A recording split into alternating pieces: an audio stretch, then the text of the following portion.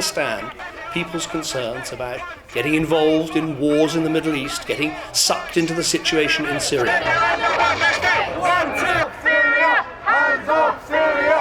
This is not about wars in the Middle East. This is not even about the Syrian conflict. It's about the use of chemical weapons and making sure as a world we deter their use. The use of chemical weapons by the Assad regime is unacceptable, and that the world cannot stand by in the face of that. I'm determined we learn the lessons of the past, including Iraq, and we can't have the House of Commons being asked to write a blank cheque to the Prime Minister for military action. It is very much in our interest that the taboo on the use of chemical weapons is maintained. We're going to have to spin it. We'll just spin it. Sorry, sir. We'll just go around this one. I think tonight the House of Commons spoke for the British people, who have been making clear that they don't want Britain to be part of a rush to war. Let's recognise the people who will be cheering this morning are President Putin, President Assad. But we have to listen to Parliament. Parliament spoke, and Parliament, I think, made a very clear view, which it doesn't want British involvement in military action, so we will proceed on that basis. Well, no decision has yet been taken, but let's be clear what is at stake here. Almost 100 years ago, the whole world came together and said that the use of chemical weapons was morally indefensible and completely wrong. And what we've seen in Syria are appalling scenes of death and suffering because of the use of chemical weapons by the Assad regime. And I don't believe we can let that stand. Now, of course, any action we take or others take would have to be legal, would have to be proportionate, it would have to be specifically to deter and degrade the future use of chemical weapons. Let me stress to people, this is not about getting involved in a Middle Eastern war or changing our stance in Syria or going further into that conflict. It's nothing to do with that. It's about chemical weapons. Their use is wrong, and the world shouldn't stand idly by. So it's clear it's a tactical move, possibly. But what do you say to the millions of people who will see this in their front rooms tonight, who will say, what's Syria got to do with risking the lives of UK servicemen and women and spending millions of pounds in UK taxpayers' money? Well, the question we have to ask ourselves is, if there is no action following this big use of chemical weapons, is it going to be more likely in future that more and more regimes will use chemical weapons, that this regime will use them again and again on a larger scale, and we'll see more death and more suffering? It must be right to have some rules in our world and to try to enforce those rules. Now, of course, as Prime Minister, I take my responsibilities about safeguarding our armed services incredibly carefully, incredibly seriously. But the question we need to ask is whether acting or not acting will make the use of chemical weapons more prevalent. So you're going to ask your MPs and other MPs on Thursday to specifically support military action, are you? And if you lose the vote, does that mean that's off the table? Well, as I've said, no decision has yet been taken. Any decision would have to be proportionate, would have to be legal, would have to be about specifically deterring the use of chemical weapons. But I've recalled Parliament so this issue can be properly debated, so the government can listen to views in Parliament. And yes, it is my intention to put forward a motion in Parliament so that members of Parliament will be able to vote. Now, obviously, this is a developing situation. As I say, decisions haven't been taken. But we shouldn't stand by when we see this massive use of chemical weapons, the appalling levels of suffering, morally reprehensible, something the world came together almost 100 years ago and said these weapons shouldn't be used, and they are being used here in Syria. And that is why, in my view, we need to discuss the need to act. Just quickly to your own MPs, people like John Barron, they want verification, they want clarification on the end game, on the legality. What do you say to them? They're just not convinced at this stage. Well, of course, I think in Parliament is the right place to set out all of the arguments, to deal with all of the questions.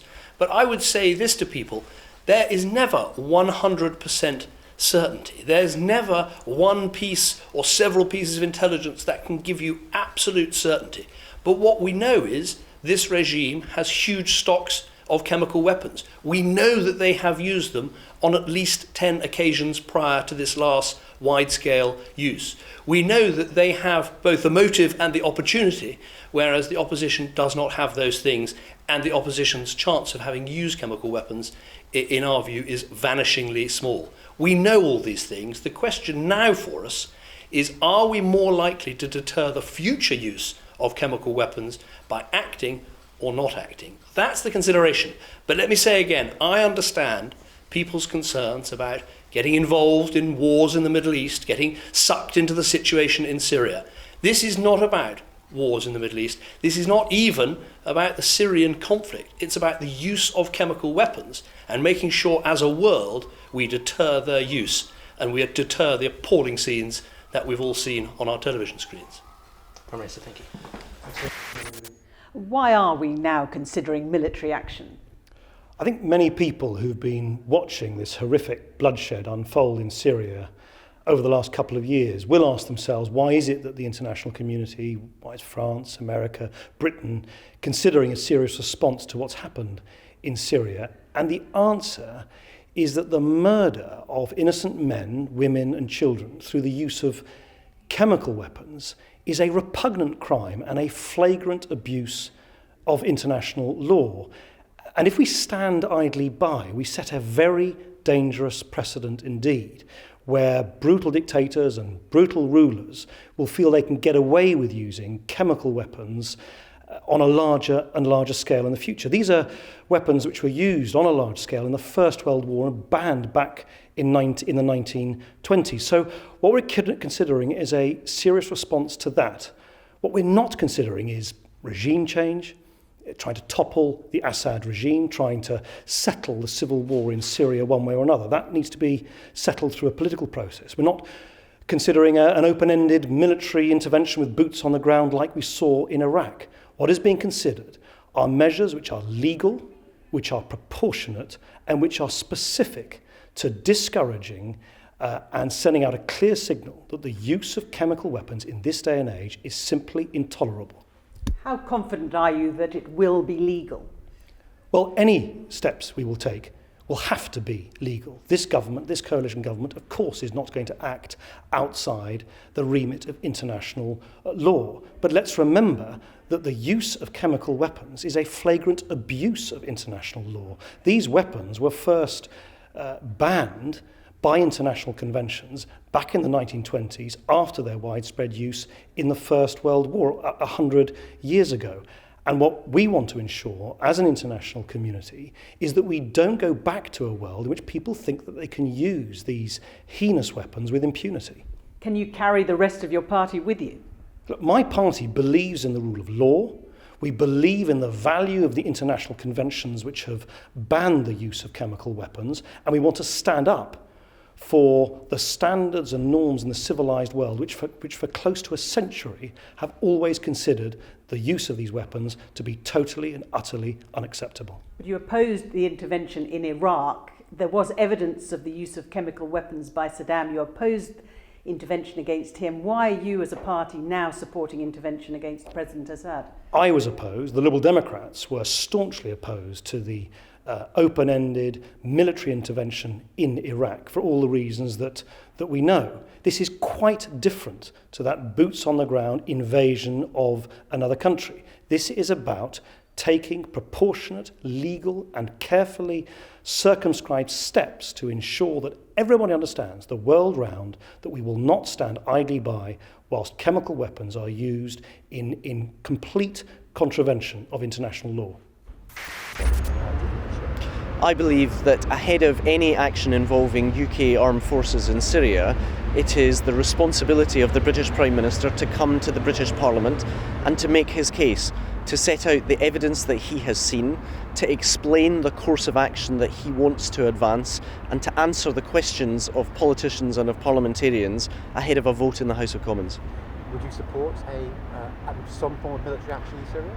Well, we have not yet seen the evidence that the government has seen. We are not clear as to the government's military objectives. Is it limited, for example, to trying to degrade chemical weapons facilities, or is it a broader objective of trying to fundamentally alter the course of a civil war? I wouldn't rule out the possibility of support for the government, but I think it is incumbent on the government to set out its case, allow us to ask questions, and then a judgment will be reached. What are your red lines, in effect, to support military action? Well, I don't think anybody is contemplating the use of ground troops from the United Kingdom or elsewhere as part of any response to last week's events, and I certainly don't think that case has been made. I'm equally unconvinced that after the incident last week, the case has now been made to arm the Syrian rebels. I don't believe that is the case, but I think it is right that the government is considering all options and then comes forward to Parliament and sets out its case. But what can we do? You seem to have ruled out quite a lot there. Well, it's for the government to explain what it believes is an achievable military objective that could be consistent with the strategy that the government and other members of the international community want to advance. That's why I, despite the words that we've had from the government, I'm still in the dark as to both what the government is contemplating and how it believes it can achieve those objectives militarily. Tony Blair wrote an article in the Times strongly supporting some form of action in Syria. Do you agree with Tony Blair? Tony Blair's views on military intervention in Syria have been known for some time. We have taken a different course as the Labour Party today, saying that we are unconvinced by the case to arm the Syrian rebels, and we've said that while we are open to the government making its case to Parliament and reaching a judgment, we think there is a real urgency to the government setting out its military objectives and being clear as to how those military objectives could be achieved by any course of action. Do you think possibly you're being overcautious because of the history on Afghanistan and Iraq that the Labour Party has been through? I think the public would expect the opposition and indeed all parliamentarians elected to the House of Commons to hold the government to account. I don't think it would be appropriate for the opposition to today write a blank cheque to the government. They have a job of work to do, but so do we as the opposition, to scrutinise, to ask questions and then to reach a judgment. That's why we need Parliament to be involved in this decision. Anything else you want to add? That's fine. Musa, ITV News. Does military intervention in Syria need to be approved by MPs, and will they be given detailed evidence of chemical attacks? I think the decision about how the government is going to respond to the horrendous humanitarian atrocities that we've witnessed is one that is properly taken by the Prime Minister and the members of the National Security Council. I know the Prime Minister has said in the past that he respects the right of the House of Commons to be kept up to date. I don't think there has been any Foreign Secretary who's been as assiduous in keeping the House of Commons up to date with not just what's been happening in Syria, but what's been happening elsewhere in the Middle East as William Hague. So I am absolutely confident that the Prime Minister and the Foreign Secretary are the right people to be leading it this time, and I think their response so far has been absolutely right in the face of what are horrendous crimes. Rowena Mason from The Guardian. Would you personally support military intervention in Syria if allegations of chemical weapons use by the regime have been proved? I mentioned earlier that I'm not a member of the National Security Council. My principal brief is education and domestic policy matters. But I do believe that the actions I mentioned earlier that William Hague has taken over the course of the last few days have been exemplary. It seems to me that William, both when he's been broadcasting and also when he's been engaging in diplomatic work, has been a brilliant Foreign Secretary, making sure that Britain's interests are effectively represented and effectively articulated. And I'm, like everyone, horrified by what we've seen in Syria. And I think, like almost everyone, anxious that whatever can be done to alleviate suffering is done. Do you support some kind of military intervention in Syria? I think the government's got to make the case for military intervention, and I personally have very considerable reservations, not least, of course, because there's no clear statement of objectives. And it's a primary condition of intervention of the kind which is being talked about, that you're satisfied that if you do intervene, you'll leave things in a rather better state than they were before you intervened. Do you think that's a general view of most Lib Dems, that intervention needs kind of more reasoning behind it? I think there are grave reservations across the whole of the House of Commons in all political parties. The House of Commons has been recalled on Thursday.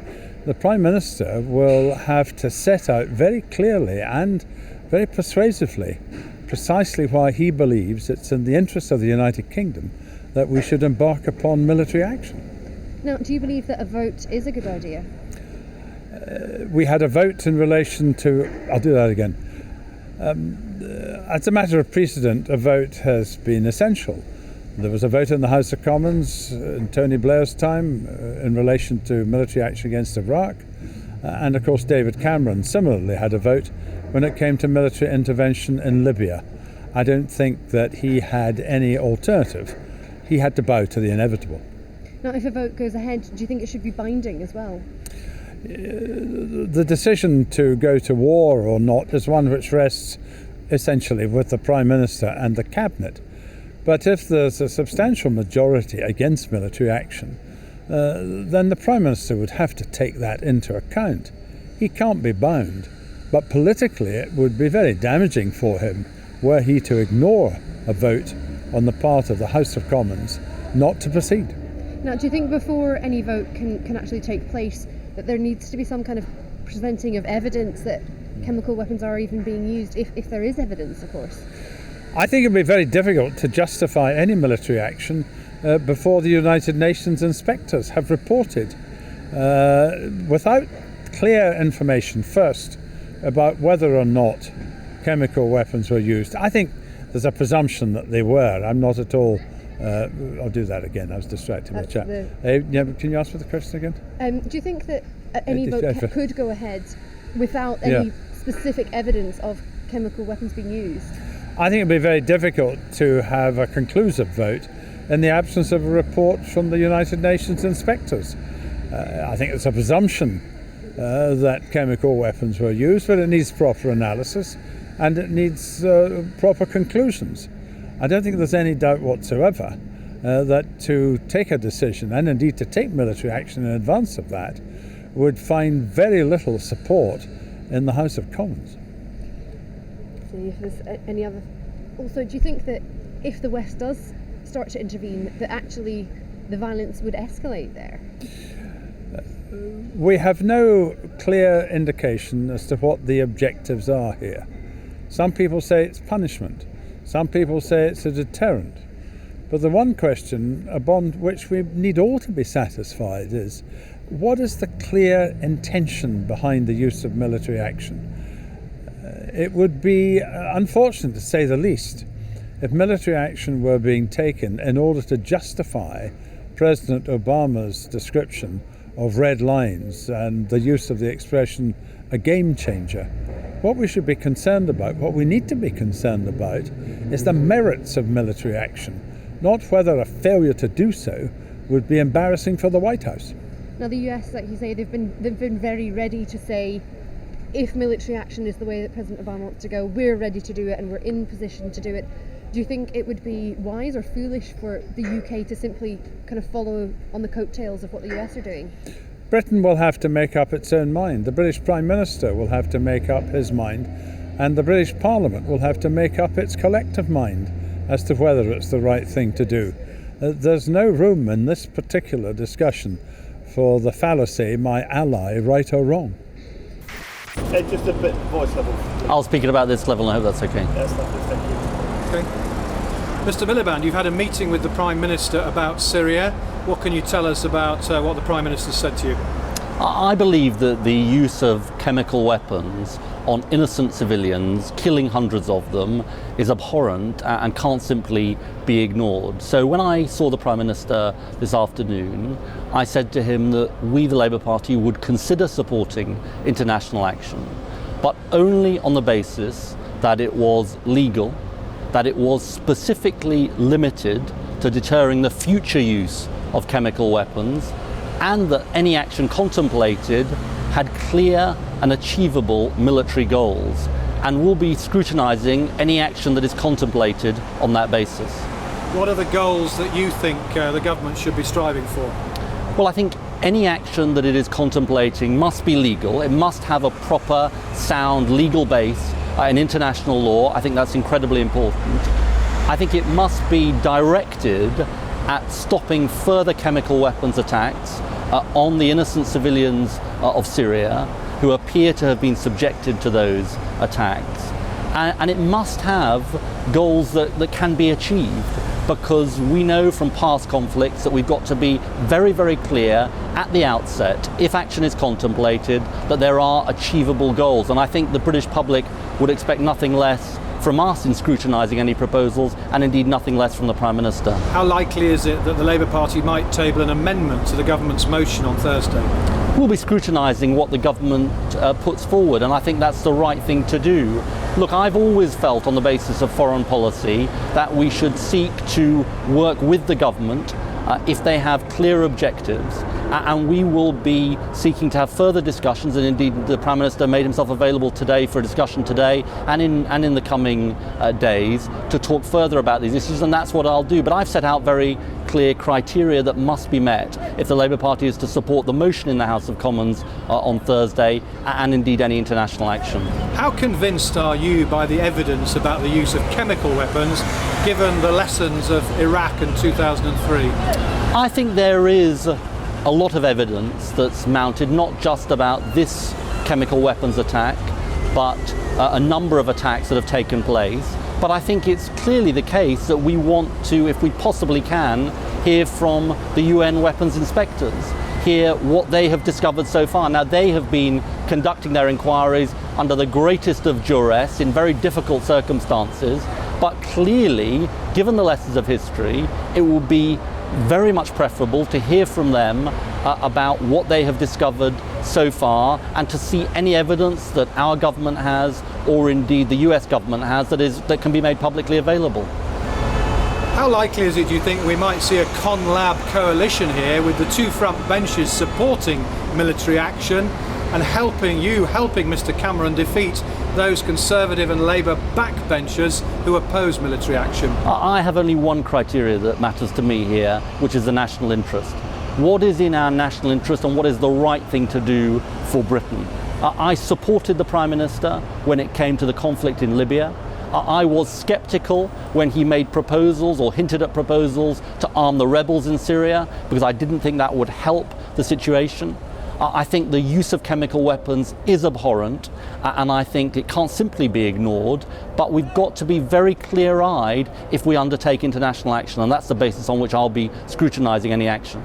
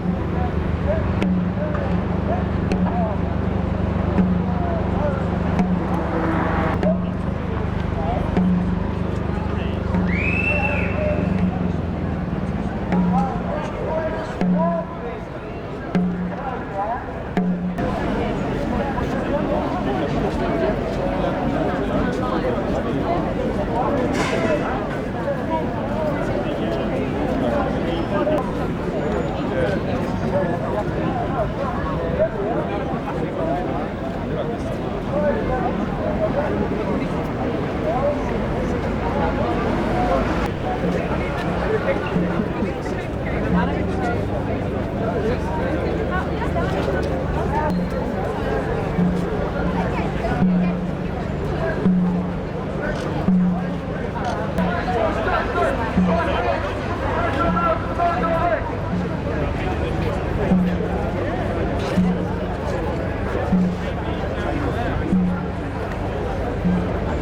know this is the reaction I'm trying to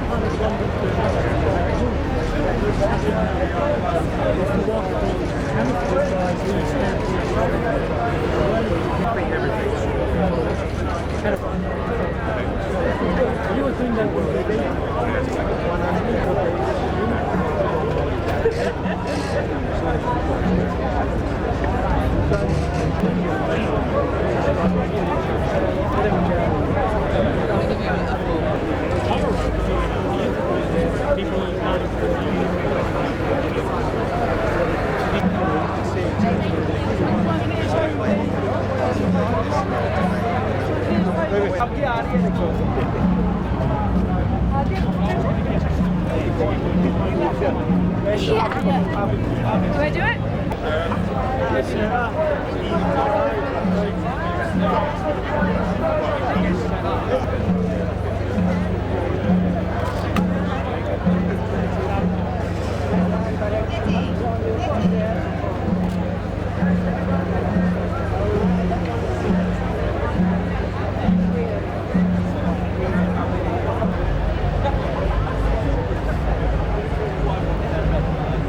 Anybody here tell me what we've achieved in 10 years in Iraq and Afghanistan?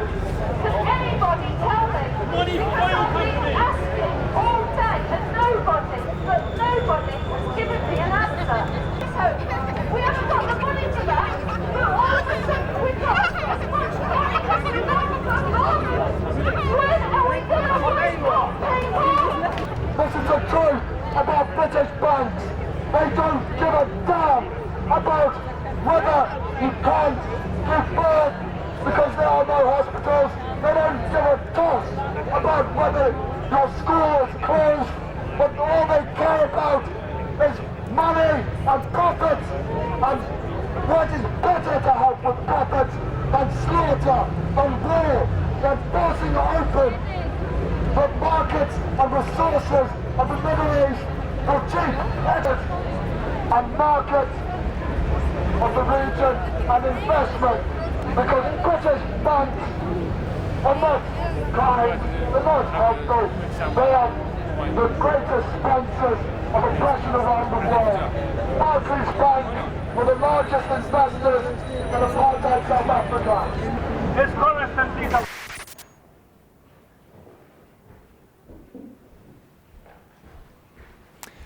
Good afternoon. Well, the National Security Council met this afternoon, as you know, and this is a body set up under the current government that brings together the ministers responsible for every aspect of national and international security, the heads of the intelligence agencies, the chief of the defence staff, and so on, all the senior officials and ministers in Britain responsible for national security. We met this afternoon and we decided unanimously that the use of chemical weapons by the Assad regime is unacceptable and that the world cannot stand by in the face of that. The Cabinet will meet tomorrow to discuss the United Kingdom's response, and of course, as you know, the Prime Minister will present the government's case to Parliament tomorrow as well. In parallel with that, in New York, we have called together a meeting of the permanent 5 members of the UN Security Council. We believe that it's time the United Nations Security Council shouldered its responsibilities on Syria, which for the last 2.5 years it has failed to do. And we have put forward to them a draft resolution which condemns the use of chemical weapons, which demands that the Assad regime cease to use such weapons, and which resolves to do what is necessary to alleviate the suffering of the Syrian people affected by chemical weapons attacks and to try to prevent the further use of the chemical stockpiles of the Assad regime.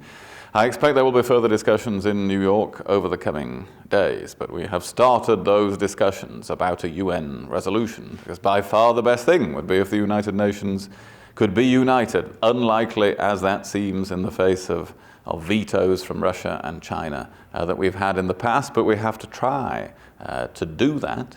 We're clear that if there can't be agreement, if there isn't agreement at the United Nations, then we still have a responsibility, we and other nations still have a responsibility on chemical weapons. This is the first use of chemical warfare in the 21st century. It has to be unacceptable. We have to confront something that is a war crime, something that is a crime against humanity. If we don't do so, then we will have to confront even bigger war crimes in the future. And so we continue to look for a strong response from the international community that is legal, that is proportionate, and that is designed to deter the further and future use of chemical weapons. So this is what we have been engaged on over the last few hours. Any questions? The UN are asking for 4 more days for their inspectors to complete their work. What's the rush? Well, of course, it is important to respond to what has happened. I think it's very important not to take so long to respond that people confuse what the eventual response is about.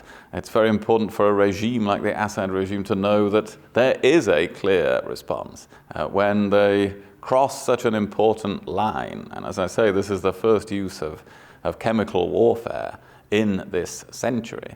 But the UN team are doing their work. As I've said the other day, we have to be realistic about what they can achieve. It's not within their mandate to apportion blame. It is their mandate to try to assess scientifically what has happened. But I think we're very clear, we've been very clear from the outset in the UK about where the blame lies, and that remains the case. All of the evidence points in one direction. There is no evidence that any opposition group in Syria has the capability, let alone the desire, to launch such a large-scale chemical attack. So all the evidence points in one direction, and it's because that is so clear, and the UN team don't even have the mandate to apportion blame, that they need to complete their work speedily, and so that the world can consider it speedily for the reasons I've given.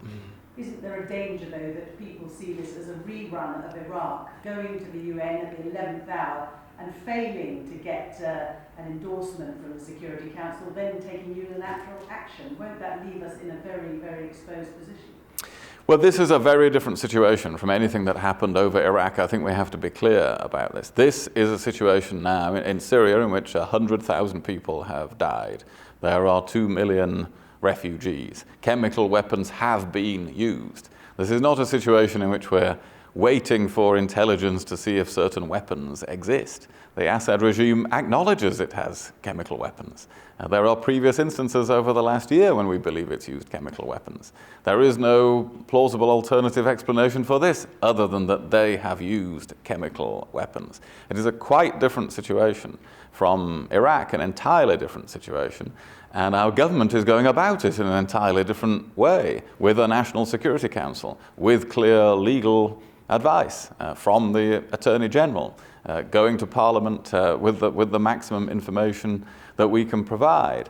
So there is no comparison between this and Iraq. This is where a crime against humanity has been committed, and there can be no argument about that. And we have to decide whether the world responds to such a crime in such a way as to reduce the chances of it happening again. Are you confident you can get an approval of this in Parliament here? Well, but Parliament must debate these things. It's right that Parliament asks searching questions. It's right that MPs of all parties ask questions, express concerns. That is what Parliament is for. We're strong believers in the current government in going to Parliament on these matters, so we're doing that tomorrow. And of course, they will want to hear the case put by the Prime Minister. But I believe that Parliament will support a response that, as I say, should be legal, proportionate, and designed to deter the future use of chemical weapons. That should be something that the British Parliament and that people generally across Britain are able to support. Thank you very much indeed. For our own safety, stop bombing Syria! For Syrian safety, take down the Tory terrorists! What makes you do? Our government is siding with Al-Qaeda in Syria. Why is it doing that? I don't support Al-Qaeda. Do you? No, I don't. No justice! No peace! Hands off the Syria! No justice! Syria! Hands off Syria! Hands off Syria! Hands off Syria! Hands off Syria! Hands off Syria! Hands off Syria! Hands off Syria! Syria! Hands off Syria! Hands off Syria! Hands off Syria! Hands off Syria! We don't want no bloody war! 5, 6, 7, 8. Spend it on the welfare state. 1, 2, 3, 4. We don't want no bloody war! 5, 6, 7, 8. Spend it on the welfare state. 1, 2, Syria! Hands off Syria! Hands off Syria! Hands off Syria! Hands off Syria! Hands off Syria! Hands off Syria! Hands off Syria! Hands off Syria! Hands off Syria! Hands off Syria! Hands off Syria! Hands off Syria! Hands off Syria! Hands off Syria! Hands off Syria! Hands off Syria! Hands off Syria! 5, 6, 7, 8. Hands the race of state. 1, 2, 3, 4. We don't want no fucking war. 5, 6, 7, 8. Smash the racist state. 1, 2, 3, 4. We don't want no fucking war. 5, 6, 7, 8. Smash the racist state. Wait for in Syria and the Middle East. Hands off Syria. Hands off Syria. Hands off Syria. Hands off Syria. Hands off Syria. Hands off Syria. Hands off Syria. Hands off. And just moving on to Syria, can I get your reaction to where we are as a country with this whole situation, this escalating situation in Syria? Well, I think even before the use of chemical weapons, there was a humanitarian catastrophe unfolding, which, frankly, I don't think the world had faced up to and should have done. And I think that even the Arab League now are saying that they believe that Assad used chemical weapons against his own people. A year ago, President Obama said that would be a red line. That red line has been crossed. And I think that it would be unthinkable for the world now not to face up to what is going on there and to make it clear to Assad that that kind of use of chemical weapons and a humanitarian catastrophe on this scale won't be tolerated. Now, none of the choices are going to be easy. I don't think anybody should feel anything other than support for Obama and David Cameron and Hollande, and all these guys are going to have to make some very, very big decisions. But I think, you just have to sort of step back a little and say to yourself, what is happening there is a humanitarian catastrophe, even before the use of these chemical weapons, on a scale that really we should be facing up to. Do you think taking some form of action, whether it's military, is the only way forward now? Well, I don't think any of the options are easy. I've heard people saying that we should be putting more pressure on the Russians and more pressure on the Chinese, but the Russians have made it absolutely clear that they, in a sense, are going to support the Assad regime. They're not going to support any action that is taken against him. And therefore that does then put huge responsibility on the Americans, on the British, on the French and on others to face up to this and to say, well, we cannot just stand by, watch this humanitarian catastrophe unfold and allow Assad to use chemical weapons against his own people. And then what happens if no action is taken against him? And he just thinks, well, I got away with it the first time, I'll do it again. And then things just get worse and worse and worse. So I think it has reached that point where the red line has been crossed and President Obama and other world leaders have got to face up to that. Lovely, thanks. Rob. Okay, cheers, thank you. Thank you.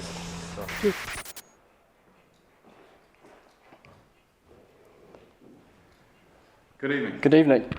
Why the climb down, Foreign Secretary? Well, in the motion that we're putting forward tomorrow, this reflects the Prime Minister's recognition of the deep concerns in this country about what happened over Iraq.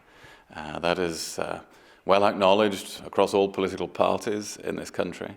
And so we're determined that this country will be clear that we are determined to take action against war crimes, against crimes against humanity, and that is what the use of chemical weapons constitutes, but that we will also proceed as far as possible on a consensual basis. That is why we've been talking to the opposition in this country, as well as, of course, within the coalition, over the last couple of days. And so this motion endorses that we're putting to the House of Commons tomorrow, endorses the government's consistent approach that we must be prepared to take action against the use of chemical weapons by the Assad regime to deter the future use of chemical weapons.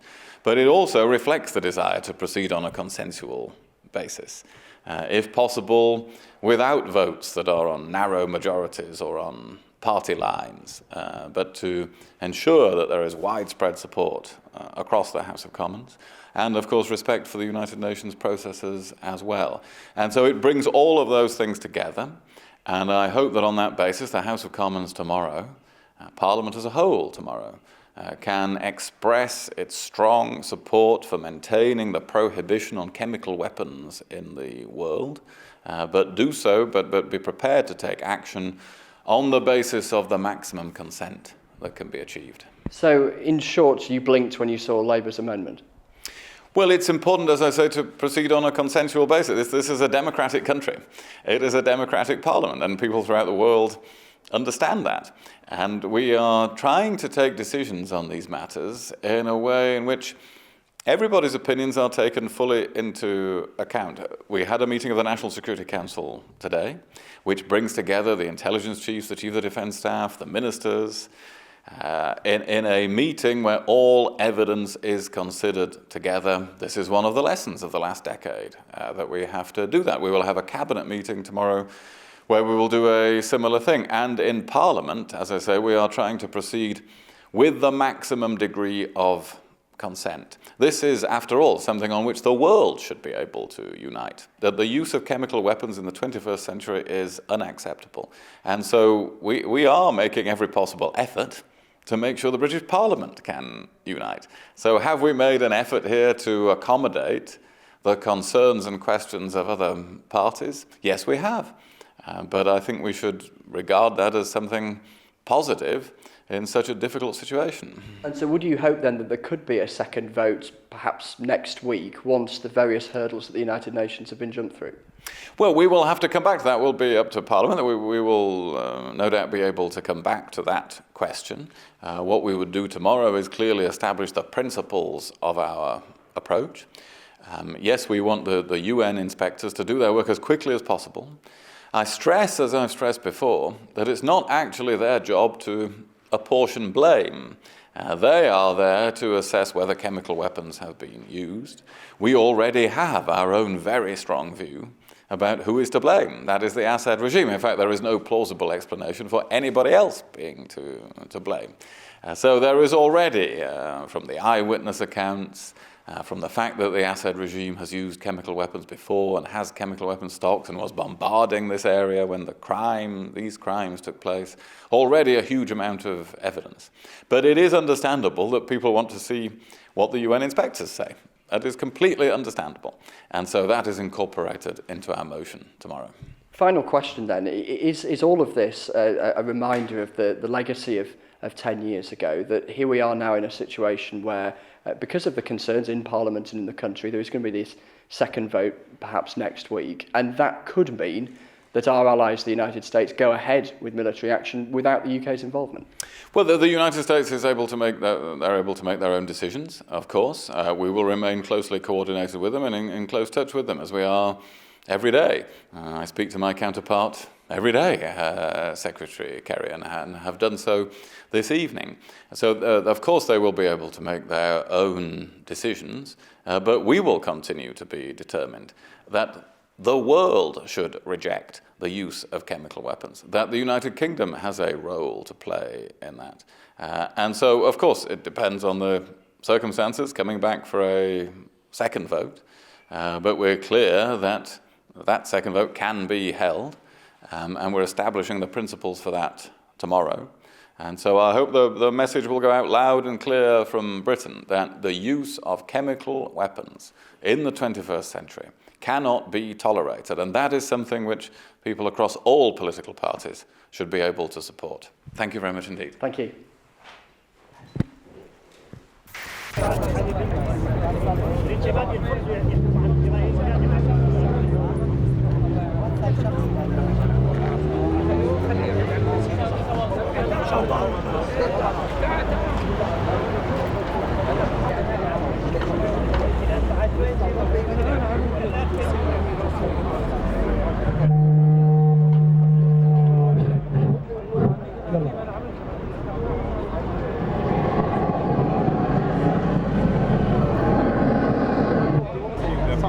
They have pointed them out when we asked them to vote for the help of the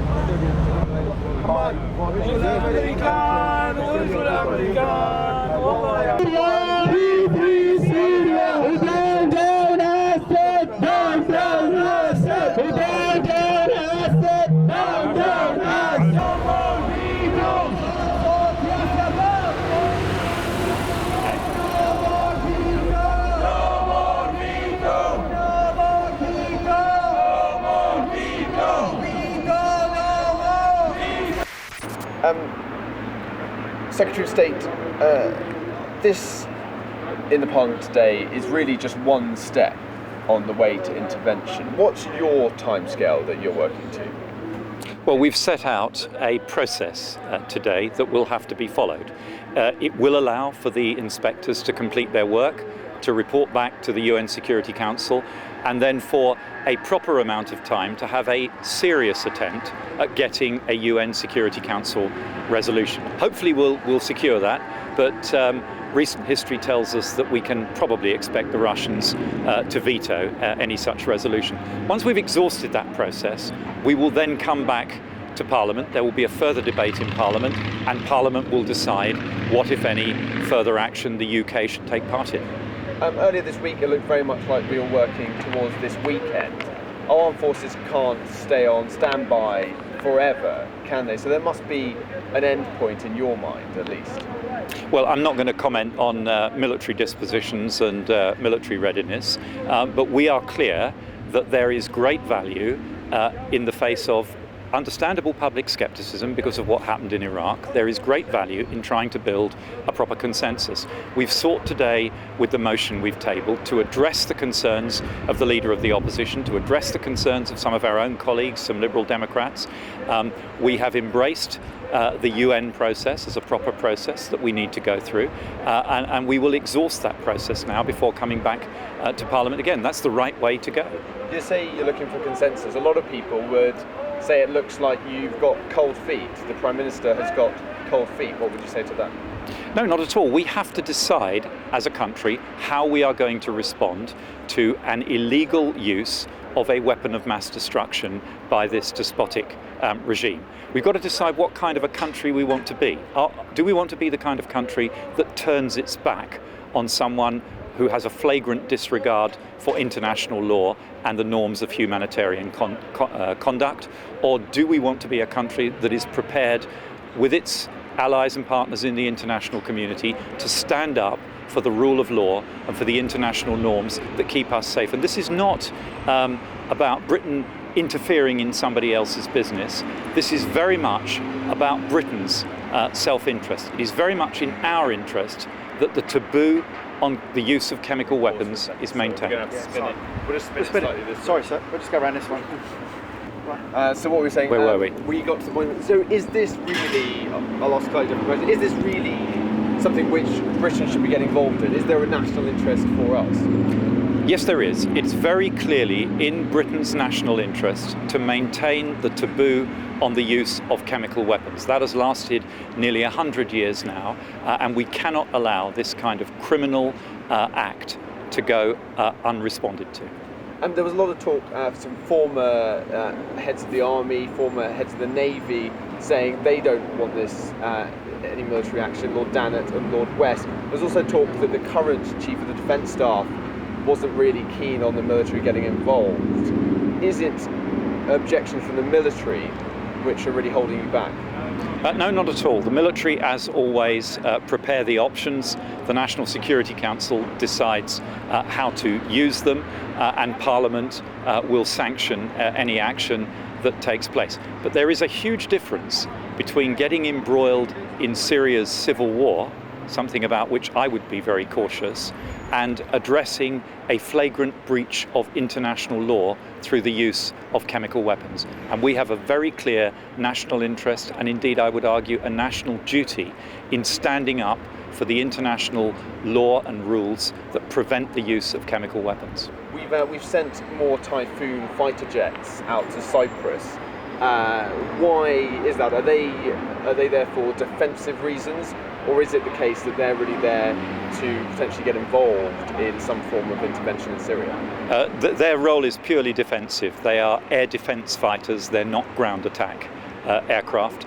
We have assets and interests in Cyprus, the sovereign military bases in Cyprus. We have to be able to defend them against any incoming attack, and by deploying the Typhoons forward to the sovereign base areas in Cyprus, we send reassurance to the population of the sovereign base areas and a warning to anyone who was thinking of threatening them. And finally, you've had communication with your US counterpart, as a lot of your colleagues have. Very sorry, that's me. Sorry. As many of your colleagues have. Has it been embarrassing that we've now got this delay when America seems to want to go ahead as soon as possible? I think our allies understand the processes that we have to go through and the value of building political consensus. Every country has its own constitutional conventions and its own particular set of political circumstances, and I think all the allies understand each other's challenges. Thank you very much. Thank you. Yeah. Is it a great relief for a lot of Lib Dem MPs, activists, that this crunch vote isn't happening today?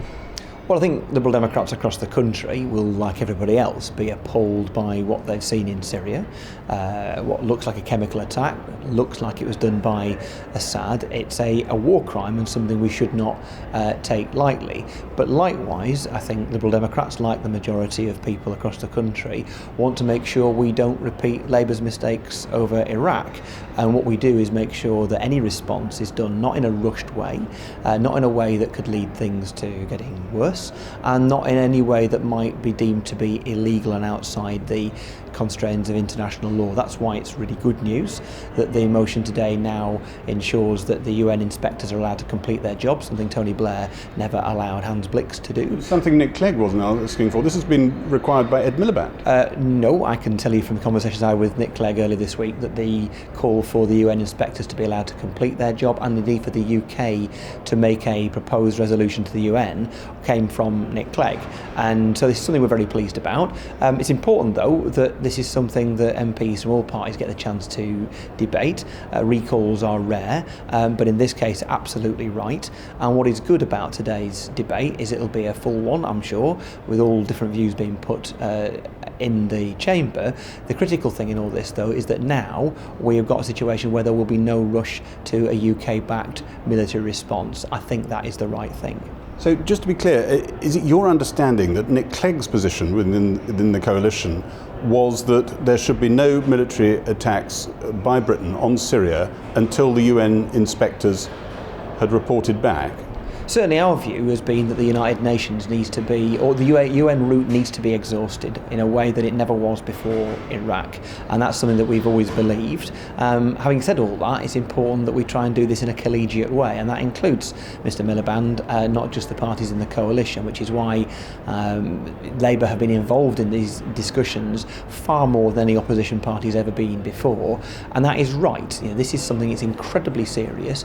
If action is taken, the potential for an escalation is of course there, whether it is a slight risk or a large risk. The danger is enormous if something happens, but also this is a severe breach of the Geneva Convention that Assad is likely to be guilty of. That evidence is something we're waiting to obviously see, but all the same, that breach of the Geneva Convention is a huge risk to all of us. That's why all three main political parties need to be on the same page in all this. It's why the UN route needs to be fully exhausted also. So you don't think there could be, you don't think the government would have the authority to launch attacks on Syria unless there was agreement amongst the three main parties? Well, David Cameron has said very clearly, and Nick Clegg has too, that there should be no action unless Parliament sanctions it, and that is very, very important, something again that didn't happen over Iraq. So not only will this debate today not lead to a military action backed by the UK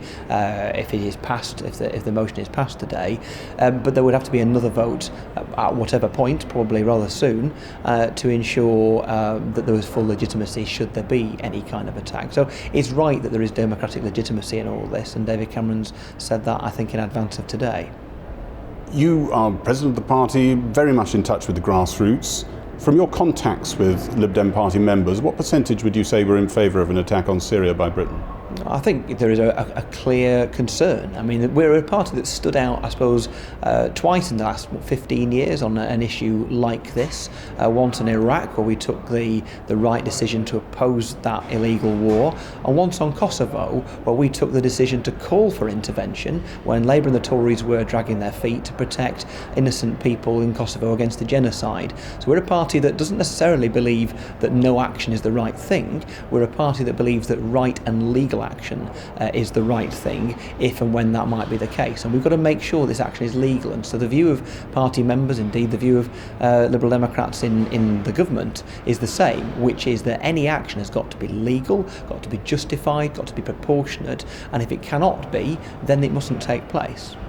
Well, have you received a message from any Lib Dem activists saying they wanted you, the party, to vote for action if there had have been a critical vote today?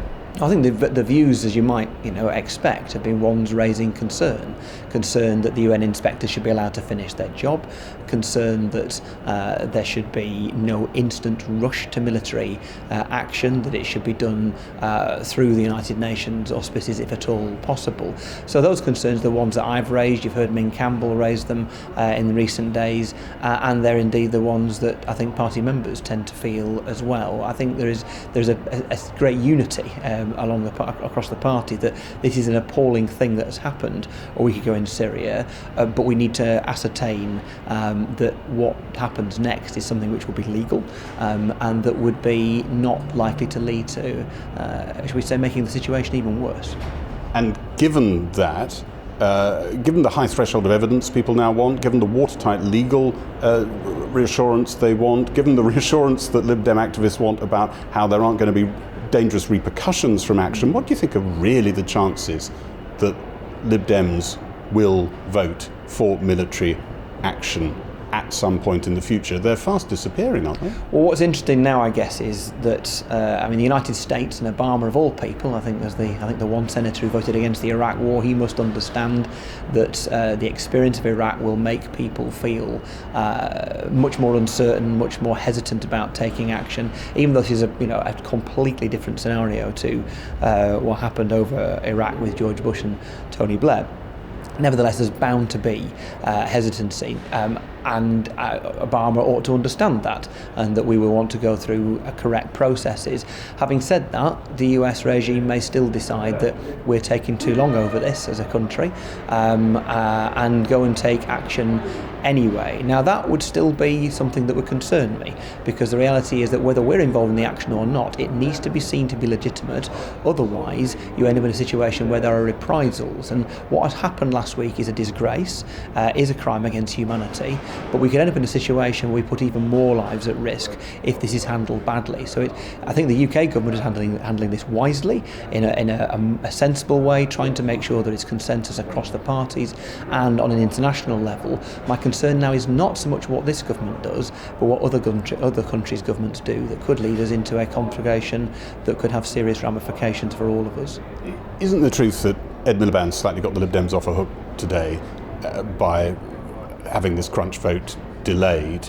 There was Nick Clegg supporting action against Syria quite clearly, and there was the bulk of the party, maybe 100% of activists, contacting you and other MPs saying, don't do this. Well, I think it's important to be collegiate across all three parties and all this, but my little observation with regard to Ed Miliband is, first of all, he seems to have changed his position almost hourly over the last couple of days, and things have evolved, so maybe some of that is justified. I also can't help but think that there is an angst, a collective angst amongst some people in the Labour Party that just can't get Iraq out of their minds, even though this is a totally separate set of circumstances, and they want to somehow atone for it, and that's making them perhaps be more cautious even than they would be normally. And yet there are many hawks within the Labour Party who are all for just going gung-ho and forgetting Parliament at all, and you've heard Tony Blair's intervention in all this as well. So there's a kind of psychodrama going on in the Labour Party, which you can kind of understand, but in the end it is important that we try to get a collegiate cross-party consensus if at all possible. But it's brought the Labour Party to a position where you'd normally expect the Lib Dems to be, and where, be honest, most of your activists are. They'd much rather support the Labour amendment today than the motion that the government wanted to put down. Well, you've heard the consistent line throughout all this, which is the Liberal Democrats calling for there to be action only if it is legitimate in accordance with international law, and to make sure that there is an international effort that is going to be legitimate if it takes place at all. And people like me will also raise the prospect of the potential for an escalation as a consequence of all this. I think this is something that across government people are aware of, and that's why it's important we don't rush into this. It is important that we don't ignore and wash our hands of the appalling situation in Syria and the chemical weapons attack last week. At the same time, it's important that we do this properly, and there is no need to rush into military action at this stage. And so I'm pleased that the motion today makes sure that isn't going to be the case, at least not from a UK position. Thank you very much. Mr. Miliband, why did you change your mind? I'm clear that this is a very grave decision to take military action that the House of Commons would be making. And I didn't think that decision should be made on an artificial timetable when the House of Commons wouldn't even have seen the evidence today from the United Nations weapons inspectors. I'm determined we learn the lessons of the past, including Iraq. And we can't have the House of Commons being asked to write a blank cheque to the Prime Minister for military action. But on Tuesday you were publicly backing the government and then you asked for more time. What changed? I've been very clear and consistent since Tuesday that there are three criteria that would need to be met for action to be undertaken. First of all, the rule of law needs to be followed, including the United Nations processes. Secondly, that any action must have clear and achievable military objectives. And third, that any action must be specifically limited to deterring the future use of chemical weapons. And that's the position we've taken. I think it's the right position, and I think it's the position the British people would expect us to take, because this is such an important decision, and it's got to be done, if it is done, in the right way. Did Labour's position on Iraq interfere with this motion? I don't think that's the case. I think what is the case is we've got to learn the lessons of Iraq, because people remember the mistakes that were made in Iraq, and I'm not willing to have those mistakes made again.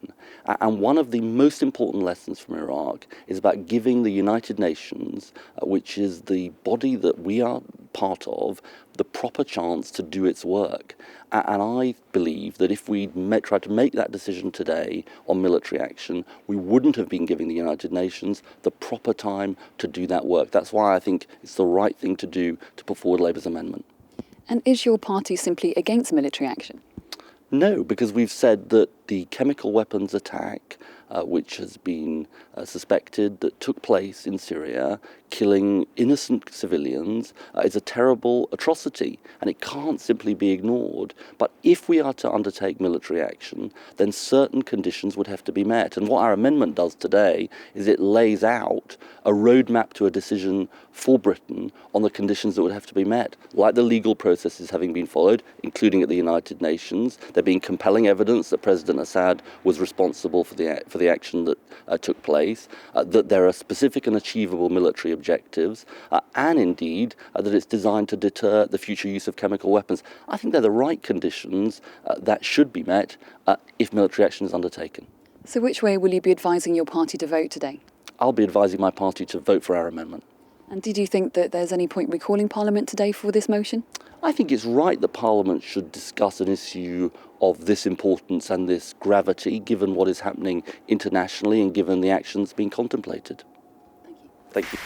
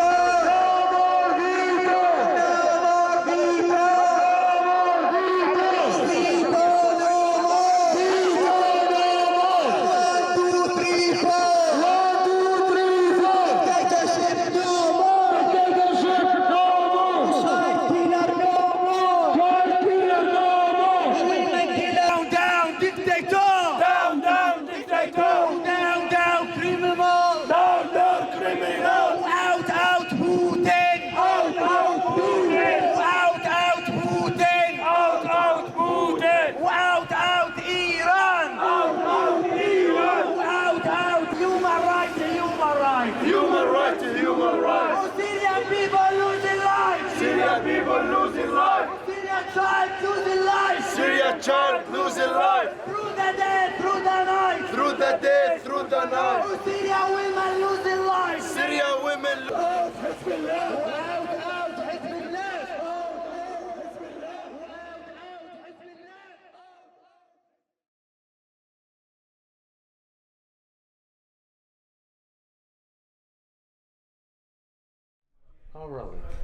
Ed Miliband, were you as astonished as everyone else in the chamber when you heard these results?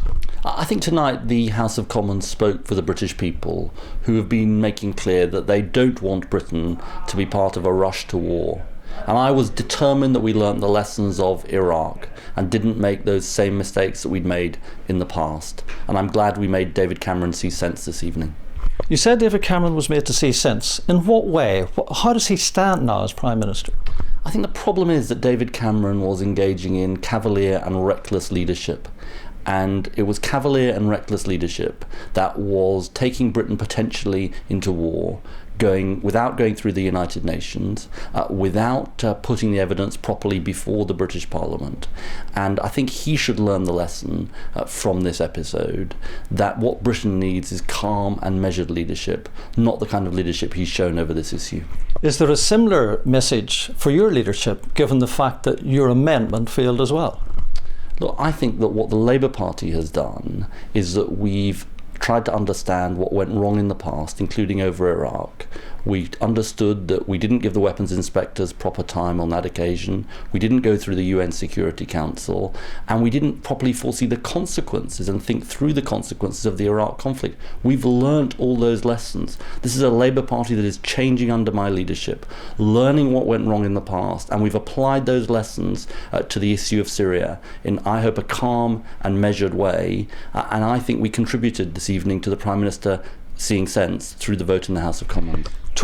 Some Tories argue that you have given succour, as they call it, to the regime in Syria by not supporting the government. How do you defend that approach?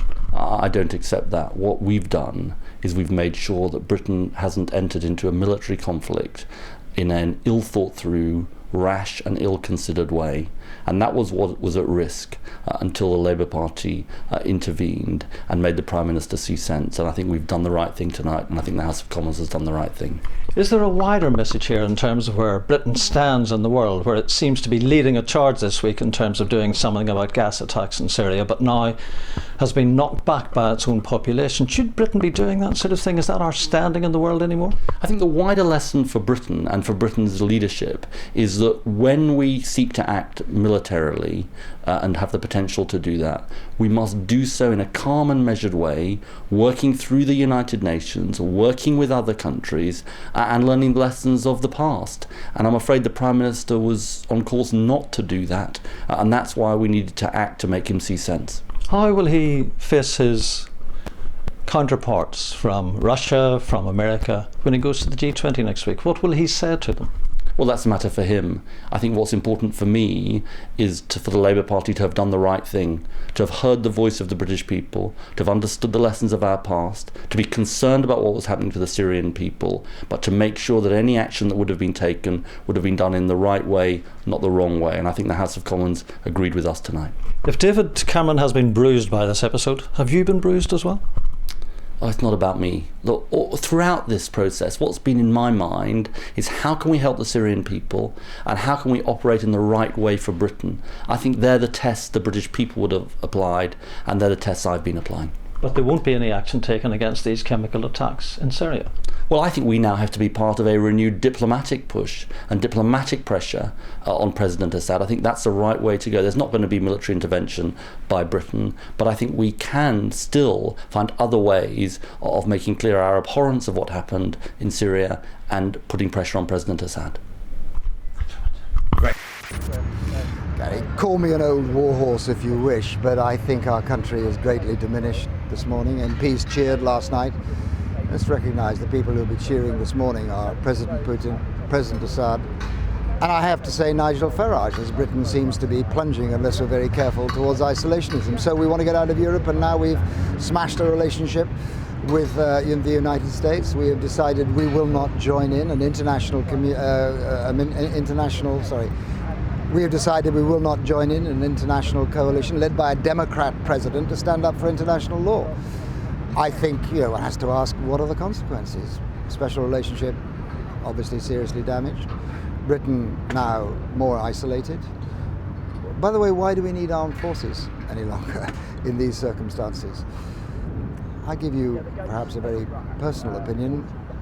I've tried in one way or another to serve my country for more than 50 years. I have never felt more depressed, or I'm bound to say ashamed this morning that now I have to wake up and watch children burning on the television sets as they were last night, and say that the answer from my country is nothing to do with me.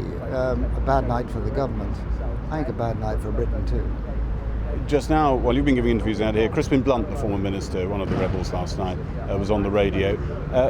Crispin Blunt was pretty much rejoicing that there was a new zeitgeist in town, that Britain was drawing in its horns, Britain wouldn't be getting engaged, it had got engaged too much overseas, and there clearly is that mood abroad in the House of Commons across large bits of the Labour Party and bigger bits of the Conservative Party than you probably thought you'd ever see. I'd say some Liberal Democrats as well.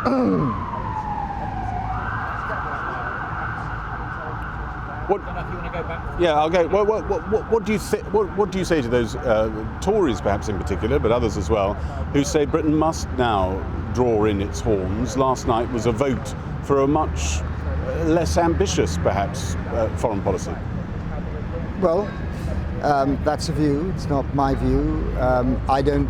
This country's greatness has come from its willingness to get engaged, from its understanding that what happens abroad can affect us. You go back to Churchill, and you see it very clearly. This smacks of a faraway country of which I need to know little, the famous phrase about Czechoslovakia, and we know what followed there. Britain doesn't carry the weight it did, but it can carry weight. It can carry weight in terms of its armed forces, of its foreign policy, engaged with others, trying to ensure that you stand up for international law. I mean, let's take a very simple thing. So Mr. Blunt and others in the Tory party, who are the Little Englanders of our time, believe that we can just sort of pull back and become Switzerland. Last night we took a vote that we weren't going to stand up to protect international law that stops the use of chemical weapons. They will be now more broadly used unless this is changed. And do you think we'll be free of the consequences for that in an international world? I don't think so. There does seem to be, though, some sort of crisis of self-confidence in the country that maybe has crept up on some of us unawares a bit and got its real release last night. It's very fundamental. We could look like a different country now, couldn't we, to the world, to ourselves? Absolutely, Gary, absolutely. I'm sure that is entirely right. I think in part also you see the last poison, hopefully the last poison of the Iraq War. Mr. Blair lying to Parliament in order to go to war for the country. That was clearly a part of last night. You may be seeing a brave new dawn for Britain. Maybe I'm just an old warhorse from the past. Maybe this is some bright new future. I have to say, I can't see it. In order to survive in an internationalist world, you need to be engaged, you need to have friends, you need to have relationships. We're cutting ourselves off from Europe, and last night we cut ourselves off from the United States. So Britain alone at last, is that a prospect I really want to see? Not really. And in your view, we look at the end of this process, if it carries on, more like a second, third-rate European power? Who do we look a bit like, do you feel, this morning when you... Well, I was talking to somebody about this. I mean, Denmark, I was inclined to say, but actually Denmark's showing more guts than we are on some of these things. I suppose Sweden. That's fine. That may be some people's view. It's not what I believe this country should be. It's not what I've stood for and fought for. Maybe that's the future. Maybe I'm just an old hoary warhorse from the past. But I suspect there'll be many in Britain today who will wake up understanding that the Britain they thought they were in has been greatly diminished last night. I mean, let me just say this, that, you know, the madness of those ex-defence chiefs standing up and saying we mustn't go to war because there might be risk attached. Well, we're just about to see that the thing that has gained them most of their living, most of their lives, why do we need these any longer? Why do we invest in our armed forces? Why do we spend these millions? Britain's proud armed forces? Is there any further role for them? I don't think there is under these circumstances. Now, look, we may pull back from this. We probably will. Maybe I'm just being pretty depressed the morning after. But I think we have people like you have to send out a very strong warning. The country is now plunging towards dangerous isolationism. If it doesn't turn around, the consequences for our country, the country that I know of and many people know of as the Great Britain, are very, very serious indeed. So I hope we can turn this thing round. I can't see how we will in the near future, but I hope it's possible. And just finally, it was said if we go back about 72 hours, the three main party leaders were all on one side and the bulk of British opinion somewhere else. What do you reflect on that, your own leader included? Look, politicians have to give a lead. If the public isn't informed, it may not necessarily take the decisions which are good. That's why we have to give them a lead. So the public is, you rightly say, in a different mood from politicians. Let me just take you back. Mr. Chamberlain returned to this country in 1939 with a piece of paper in his hand called Peace in Our Time. He was the most popular Prime Minister, I think, in all time, and Mr. Churchill was deeply unpopular. Which of these two was right in the end? Is Ed Miliband your Neville Chamberlain? I'm not going to say, I'm not ascribing blame here. This is a combination of Labour playing politics, which they're entitled to do, though very dangerously with such a big issue, and combining with the Little Englanders and the Tory party to produce a Britain which, unless we are very careful, its future is isolation from our friends in Europe, and thanks to last night, from our friends in the United States. And a very minor, insignificant country, a Denmark, a Sweden. Well, look, let's just put it this way. I'm not going to say who we're like. I'm just going to say we're not going to be like who we were.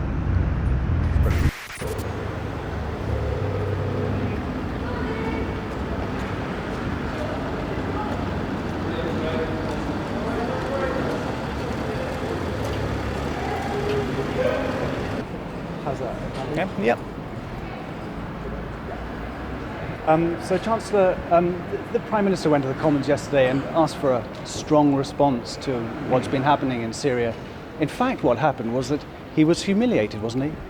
Well, the government has a strong view that the use of chemical weapons should be prohibited and deterred, but there's also clearly a strong view in the public that we don't want to get involved in another Middle Eastern conflict. We respect that. We're not trying to divide the nation. We're trying to seek a consensus, and we're going to listen to the country and make sure that Britain is not involved in any military action. That's the kind of government we want to be. This is clearly not what you were expecting, indeed it wasn't what you were hoping for. Wasn't the problem that you went and asked for the support of Parliament before you'd heard from the UN inspectors, before there'd been a vote in the Security Council? You were bound to fail. Well, I think there were sincerely held views on both sides of the argument. Sincerely held views that we need to stop the use of chemical weapons, and today's Panorama programme is a reminder of the horrors of what is going on in Syria, but equally sincerely held views that Britain doesn't want to get involved in another Middle Eastern conflict. And in the end, you have to respect that those views won the argument. Britain's not going to be involved in any military action that takes place in Syria, and the government's going to focus on the things that I know matter to the country, like fixing the economy and sorting out the welfare system. The things you've just talked about are the things that the Prime Minister was arguing against yesterday with as much force as he could, and yet his views were rejected. I mean, hasn't this damaged his authority? Well, David Cameron and the government went to Parliament because we wanted to hear the views of Parliament. We went to Parliament but in a way that actually previous Prime Ministers wouldn't have done so.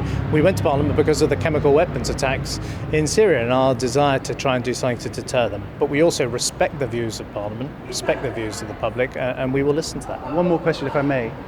Does this mean our role in the world changes now as a result of this vote?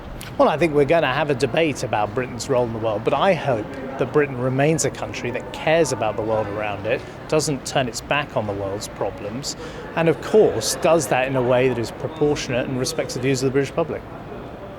Chancellor, thanks very much. Thank you very much. Prime Minister, the leader of the opposition says you've behaved in a reckless and cavalier way. What went wrong for you this week? Well, I have a very strong view that we need to take a tough and robust approach around the world to an appalling war crime that's taken place in Syria. But I'm also a Democrat who believes in consulting and listening to Parliament. And I think I've set out those steps in a very deliberate and careful way. But we have to listen to Parliament. Parliament spoke. And Parliament, I think, made a very clear view, which it doesn't want British involvement in military action. So we will proceed on that basis. But I think that's right, to have a strong view, to put a strong principled case, and then to listen to Parliament. I'm determined as a Prime Minister to do things in a different way to the way they've been done in the past, to make sure Parliament is properly consulted and to listen to the result. You will respect Parliament, but it still stands that you actually think the decision yesterday was wrong, don't you? Well, I think it's important we have a robust response to the use of chemical weapons. And there are a series of things that we will continue to do. We'll continue to take a case to the United Nations. We'll continue to work in all the organisations we're members of, whether the EU or NATO or the G8 or the G20, to condemn what's happened in Syria. It's important we uphold the international taboo on the use of chemical weapons. But one thing that was proposed, the potential, but only after another vote, involvement of British military in any action, that won't be happening. Now, that won't be happening because the British Parliament, reflecting, I think, the great scepticism of the British people about any involvement in the Middle East because of all the difficulties, and I understand that, that part of it won't be going ahead. Have you spoken to President Obama yet? Have you apologised to him? I haven't spoken to him since the debate and the vote, but I'd expect to speak to him over the next day or so. I don't think it's a question of having to apologise. I think it's a question of saying to a fellow Democrat, a fellow person. Well, but I think that's the point. Look, I was faced with three things I wanted to do right and do in the right way. First of all, to condemn absolutely and respond properly to an appalling war crime that took place in Syria. Secondly, to work with our strongest and most important ally, the United States, who'd made a request for British help. And thirdly, to act as a Democrat, to act in a different way to previous Prime Ministers and properly consult Parliament. Now, I wanted to do all of those three things. That, obviously, politics is difficult. It wouldn't, of course, that involved going to Parliament, making an argument in a strong and principled way, but then listening to Parliament. I think the American public, the American people, and President Obama will understand that. Paddy Ashton says he's depressed and ashamed that Britain is now just going to shrug when children are burnt. Your own Chancellor said this morning that he hopes that Britain doesn't now just turn its back on the world's wrongs. I mean, this is a very significant moment, isn't it, when a Prime Minister is overruled by Parliament on an issue such as this? Well, I don't agree with Paddy Ashton. I mean, this is still the same British Parliament that voted to take strong and principled action to stop Colonel Gaddafi murdering and massacring his own people in Benghazi. This is a British government and a British parliament that's leading the way on how we tackle poverty in the world. It's a government and a parliament that is deeply engaged in the world, with the fourth largest military in the world and one of the best diplomatic networks any country has in the world. We have great strengths as a country and we should continue to use those. But on this specific issue, because of the huge concerns about this appalling Syrian conflict and people worrying about how we might get sucked into it, on this specific issue, that trumped, as it were, the sense of outrage about the chemical weapons. Now, I understand that. I get that. We will not be taking part in military action, but it doesn't change. Whatever America does, whatever happens in Syria, if there's further use of chemical weapons, it's ruled out now. Well, the British Parliament has spoken very, very clearly about its views about military involvement. That doesn't stop us condemning chemical weapons. It doesn't stop us condemning the Assad regime. It doesn't stop us working with allies to bring the maximum pressure on this regime and the appalling things that it's doing. But on the specific issue of British military action, I think that was the message of the debate and of the votes last night. Votes in which it was interesting that, you know, both party leaders, the Prime Minister couldn't get his motion, the Labour motion, and I regret that we were dividing the House rather than trying to bring the House of Commons together. I worked hard to do that. Neither motion passed. Two final questions. Relating to that, did the Labour leader Ed Miliband behave dishonourably in your view? Well, look, it's a matter for him to defend the way he behaved and his conduct. Look, my only regret is that it wasn't possible to build a consensus of all parties. I worked hard to try to do that by making clear how we'd go to the UN, listen to the inspectors, hold a second vote. But in the end, opposition leaders have to make choices just as prime ministers make choices. I made my choice about how to handle this issue, doing the right thing in the right way, learning the lessons of the past, but I regret it wasn't possible to have that consensus in the House. But in the end, that's a secondary issue. The real issue is the House of Commons spoke, and the government will listen. Finally, two ministers missed the vote. The whips obviously didn't do a very good job. How are you going to reboot your government now? Well, I think the whips did do a good job. There was a huge amount of contact with colleagues, a lot of discussions, many of which I held myself. And I made a sincere and I believe powerful argument, but people have equally sincere and powerful views in a different way. That's what Parliament's for. That's what democracy's for. We vote, we decide, and then we act accordingly. As for the two ministers who missed the vote, this was a technical issue. They were they'd made it for the first vote. They were in a room in the House of Commons where they didn't hear the division bell. They missed the vote. They've apologised profoundly. I've accepted that apology, but it wouldn't have changed the result.